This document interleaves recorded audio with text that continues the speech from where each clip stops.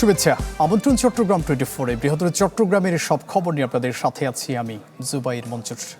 চট্টগ্রাম হবে logistic hub, একই সাথে শাহ আমানত বিমানবন্দরকে যাত্রী ও কার্গো হাবে পরিণত করা হবে, এমন কথা জানিয়েছেন অর্থমন্ত্রী আমির খসরু মাহমুদ চৌধুরী। জানান, এবারের বাজেটে দেশের সব অঞ্চলের সম্ভাবনাকে গুরুত্ব দেওয়া হয়েছে। স্বাস্থ্য খাতে গুণগত মান উন্নয়নে নানা পরিকল্পনা বাস্তবায়নের কথা বলেন মন্ত্রী। বাজেট পাশের পর শনিবার প্রথম নিজ শহর চট্টগ্রামে আসেন অর্থমন্ত্রী আমির খসরু মাহমুদ চৌধুরী। সকালে শাহ আমানত আন্তর্জাতিক বিমানবন্দরে শীর্ষস্থানীয় ব্যবসায়ীদের সাথে বৈঠকের পর কথা বলেন সাংবাদিকদের সাথে। মন্ত্রী বলেন, দেশের প্রতিটি অঞ্চলের সম্ভাবনাকে মাথায় রেখে প্রণয়ন করা হয়েছে এবারের বাজেট, যাতে সুষম উন্নয়ন হয় সবখানে। বাংলাদেশের প্রত্যেকটি অঞ্চলের যে সম্ভাবনা আছে সেটাকে মাথায় রেখে বাজেট করা হয়েছে এবং সেই সম্ভাবনাগুলোকে আমরা কিভাবে কাজে লাগাতে পারি। বন্দর, ভৌগোলিক অবস্থান সহ নানা কারণে বাজেটে চট্টগ্রামকে গুরুত্ব দেওয়ার কথা জানিয়ে অর্থমন্ত্রী বলেন, এই অঞ্চল হবে লজিস্টিক হাব, যার বড় কেন্দ্র হবে সমুদ্র ও বিমানবন্দর। চট্টগ্রামকে একটা লজিস্টিক্যাল হাব করার জন্য সেটার বাজেটে সেটা প্রতিফলন ঘটেছে এবং চট্টগ্রাম এয়ারপোর্ট নিয়েও চিন্তা আছে, এটাকে কার্গো হাব, প্যাসেঞ্জার হাব করার এটাও আছে পরিকল্পনার মধ্যে সার্বিকভাবে। এবং এখানে Chinese zone, Chinese economic zone হতে যাচ্ছে এবং ঢাকা চট্টগ্রাম লিঙ্কের জন্য যে লাকসামের যে বিষয়টা আছে, তো 2 ঘন্টা ট্রাভেল টাইম যাতে কমে আসে ট্রেনে, সেটাও বলা আছে। তো সবগুলো হলে চট্টগ্রাম থেকে যে করিডোর বাংলাদেশের সাথে সেটা হবে, লজিস্টিক্যাল হাব হবে, বন্দরগুলো অনেক বেশি পরিমাণে কাজ করতে পারবে। পরে চট্টগ্রাম মেডিকেলের ডেঙ্গু ওয়ার্ড উদ্বোধন অনুষ্ঠানে যোগ দেন মন্ত্রী। বলেন, স্বাস্থ্য খাতে অতীতের যে কোনো সরকারের চেয়ে বেশি বরাদ্দ দেওয়া হয় এবারের বাজেটে। স্বাস্থ্যসেবার গুণগত মান উন্নয়নের কথাও জানান আমির খসরু মাহমুদ চৌধুরী। বাজেটে এত বড় বরাদ্দ স্বাস্থ্য খাতে কোনো সময় হয়নি। আমরা চাই এই টাকাগুলো যেখানেই বিনিয়োগ হবে, এটা একটা প্রতিদান দেশের মানুষ দেশ পেতে হবে। এটার অ্যাবসেন্স অনেক দিন ছিল, প্রচুর দুর্নীতি হয়েছে, প্রচুর অব্যবস্থাপনা হয়েছে। আমরা সেখান থেকে বেরিয়ে আসতে চাই।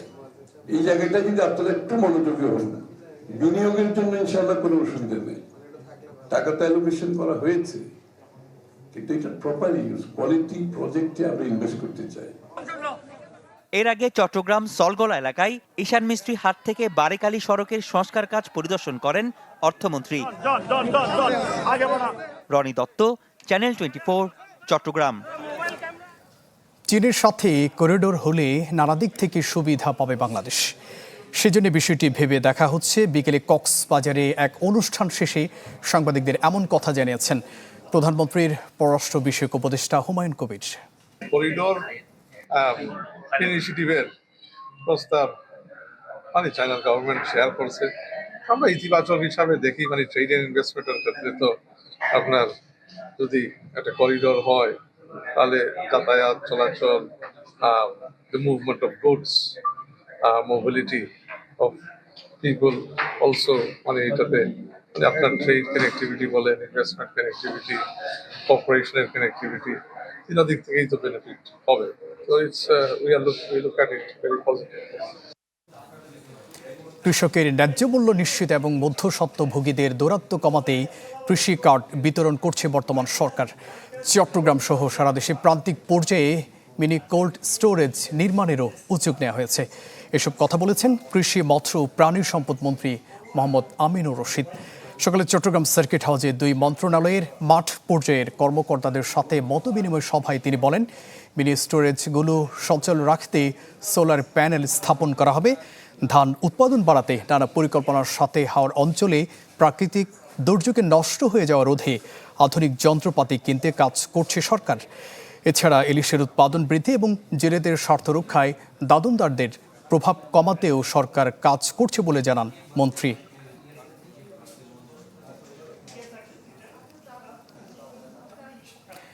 ধীরে ধীরে আম আবাদে রীতিমতো বিপ্লব হচ্ছে চট্টগ্রামে। অনুকূল আবহাওয়া, উর্বর মাটিতে কাজে লাগিয়ে অনেকে ঝুঁকছেন আমের বাণিজ্যিক আবাদে। এতে জেলার 15 উপজেলার মধ্যে 8টির পাহাড়ি এলাকায় বেড়েছে আবাদ। ফটিকছড়ি উপজেলার বাগানবাজার ইউনিয়নের হাতিরখেদা এই এলাকার 20 একর পাহাড়ি জমিতে বিদেশি আম চাষ করেছেন 4 উদ্যোক্তা, যেখানে দেশীয় জাতের পাশাপাশি রয়েছে আমেরিকান পালমার, জাপানের মিয়াজাকি, থাইল্যান্ডের চিয়াংমাই, কিউজাই সহ অন্তত 25 জাতের আম। উদ্যোক্তারা বলছেন, দেশে আমের বাজার যেমন বাড়ছে তেমনি চাহিদা বাড়ছে বিদেশি আমেরও, যাতে দাম ও লাভ বেশি।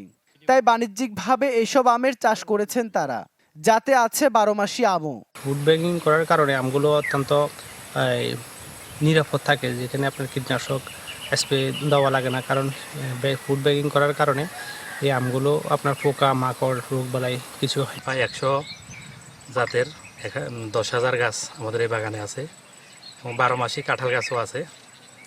মোটামুটি ড্রাগন, সবজি, এটাকে সমন্বিত কৃষি খামার বলতে পারেন। অনলাইনে বিক্রি হয় এই আমগুলো, আপনার মনে করেন দেন কোরিয়ানে যায়, আপনার কক্সবাজার, ঢাকা, তারপরে ময়মনসিংহ, খুলনা, বরিশাল, ফেনী।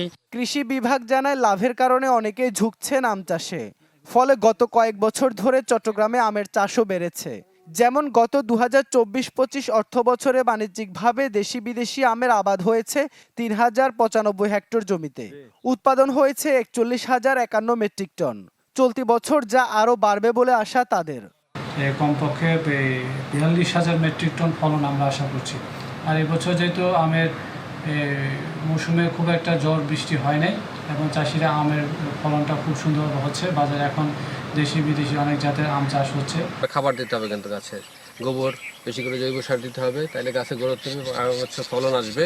এবং আমাদের সাথে তার যোগাযোগ থাকলে আমরা তাদের টাইম টু টাইম বিভিন্ন রোগ মুখ পোকার সম্পর্কে আমরা তাদেরকে ধারণা দিব এবং প্রযুক্তি গ্রহণ করলে উনি লাভবান হবে। উনি কিন্তু আসলে আপনারা দেখতে পাচ্ছেন প্রচুর ফল আসছে, 3 বছরের গাছ আস্তে বড় হবে, ফল আরও বেশি হবে। মাত্র কয়েক বছর আগেও চট্টগ্রামের বাজার দখল করে রাখত রাজশাহী অঞ্চলের আম, কিন্তু সময়ের সাথে বাজারে দাপট বাড়ছে স্থানীয়ভাবে উৎপাদিত আমের। ইবেন মির, চ্যানেল 24, চট্টগ্রাম। কক্সবাজারের টেকনাফ উখিয়ায় অপহরণকারী চক্রের বিরুদ্ধে যৌথ অভিযান চালানো হবে এমন কথা জানিয়েছেন সংসদ সদস্য শাহজাহান চৌধুরী। দুপুরে টেকনাফে জেলা আইন শৃঙ্খলা কমিটির সভা শেষে তিনি কথা জানান। বলেন, অপহরণ কর্মকাণ্ড বন্ধ করা না গেলে স্থানীয় জনজীবনের স্বস্তি ফিরবে না। তাই এই অপতৎপরতার বিরুদ্ধে যৌথ অভিযানের সিদ্ধান্ত নেওয়া হয়। একই সাথে মানব পাচার বন্ধে অভিযানের পাশাপাশি সচেতনতা বাড়ানোর উপরও জোর দেওয়া হয় সভায়। রোহিঙ্গারা যাতে ক্যাম্প ছেড়ে বাইরে অপরাধে না জড়ায় সেজন্যে ব্যবস্থা নেওয়া হচ্ছে বলেও সভায় বলা হয়। চট্টগ্রামের নতুন উপজেলা উত্তর ফটিকছড়ির কার্যালয় হতে হবে ফটিকছড়ির উত্তর অংশে, এমন দাবি জানিয়েছেন স্থানীয় বিভিন্ন শ্রেণী পেশার প্রতিনিধিরা। সকালে সংবাদ সম্মেলনে অভিযোগ করা হয়, একটি মহল ভোজপুরে নতুন উপজেলার কার্যালয় স্থাপন করতে চক্রান্তে মেতেছে, যা কখনো মেনে নেওয়া হবে না। বক্তারা বলেন যে কষ্ট লাঘবে বাগানবাজার, দাঁতমারা, নারায়ণহাট ও ভোজপুর সহ 6টি ইউনিয়ন নিয়ে নতুন উপজেলা গঠন করা হলো। তার কার্যালয় ভোজপুরে হলে ভোগান্তি থেকেই যাবে। প্রয়োজনে উচ্চ পর্যায়ের কমিটি গঠন করে উপযুক্ত স্থান নির্ধারণের দাবিও জানান ভুক্তভোগীরা। দূরত্বের কারণে বর্তমান ফটিকছড়ি উপজেলা পরিষদের সরকারি সুবিধা থেকে অনেকটাই বঞ্চিত উত্তর অংশের মানুষজন। নতুন উপজেলার সদর হিসেবে ভোজপুরকে নির্ধারণের খবরে ক্ষোভে ফুঁসে উঠেছে উত্তরের 3টি ইউনিয়নের বাসিন্দা এবং দক্ষিণের 1টি ইউনিয়নের বাসিন্দা। এখন পর্যন্ত তারা শান্তিপূর্ণভাবে নিয়ন্ত্রণান্ত্রিক কর্মসূচি পালন করলেও ভবিষ্যতে বিষয়টি নিয়ে বড় ধরনের সংঘাত সৃষ্টির আশঙ্কা রয়েছে। কোনোভাবেই আমি মনে করি না জাতীয় এবং রাষ্ট্রীয় অর্থনীতিতে অবদান রাখা যে বিষয়টি আছে সেই বিষয়টিতে ভোজপুর আমাদের চেয়ে কোনো অংশে এগিয়ে আছে। কোনোভাবে গোজামাল দিয়ে দক্ষিণকে তার সাথে যুক্ত করে উত্তর এবং দক্ষিণের মাঝামাঝি কোথাও উপজেলা হেডকোয়ার্টার স্থান নির্ধারণ করা উত্তরের জনগণ মেনে নেবে না। উচ্চ পর্যায়ের একটা তদন্ত কমিটি গঠন করে এবং আপনারা সহ সাথে থেকে ফটিকছড়ি থেকে শুরু করে বাগানবাজারের শেষ পর্যন্ত আমরা আপনারা সহ গিয়ে দেখেন আসল দূরত্ব এবং আসল স্থানটা কোথাও হওয়া যুক্তিযুক্ত। আগামী 2 বছরের জন্য বিনা প্রতিদ্বন্দ্বিতায় Bangladesh ship breakers and recyclers অ্যাসোসিয়েশনের প্রেসিডেন্ট হলেন পিএইচপির vice chairman Mohammad Muhsin, senior vice president Khaja আজমিরের সেলিমউদ্দিন। দুপুরে ভোট গণনা শেষে ফলাফল ঘোষণা করেন নির্বাচন পরিচালনা বোর্ডের চেয়ারম্যান আফতাব উদ্দিন চৌধুরী। চট্টগ্রাম নগরের একটি 5 তারকা হোটেলে সকাল থেকে অনুষ্ঠিত হয় ভোট। তাতে সহ সভাপতি হন নুরুদ্দিন এবং গাজী মোকাররম আলী চৌধুরী।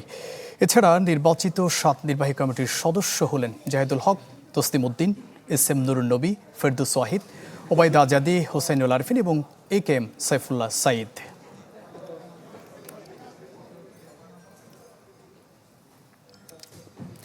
বাইশ দিনেও সন্ধান মেলেনি চট্টগ্রামে নিখোঁজ মাদ্রাসার শিক্ষার্থী মোহাম্মদ আমিরের। গেল 12 জুন নগরীর আকবর শাহ থানাধীন ফিরোজ শাহ আবাসিক এলাকা থেকে নিখোঁজ হয় আমির। তার বাবা জাহাঙ্গীর আলম জানান, ওই দিন বিকেলে সিদ্দিকী আকবর মাদ্রাসায় যাওয়ার জন্য ঘর থেকে বের হয় সে, কিন্তু ঘরে আর ফিরেনি। পরে খবর নিয়ে জানা যায় মাদ্রাসায়ও যায়নি। এরপর অনেক খোঁজাখুঁজি করেও সন্ধান মেলেনি আমিরের। তা হিফজ 22 পারা পর্যন্ত সম্পন্ন হয়েছে। দর্শক, এ ছিল চট্টগ্রাম 24 এর এখনকার আয়োজন। এতক্ষণ সাথে থাকবার জন্য ধন্যবাদ সবাইকে।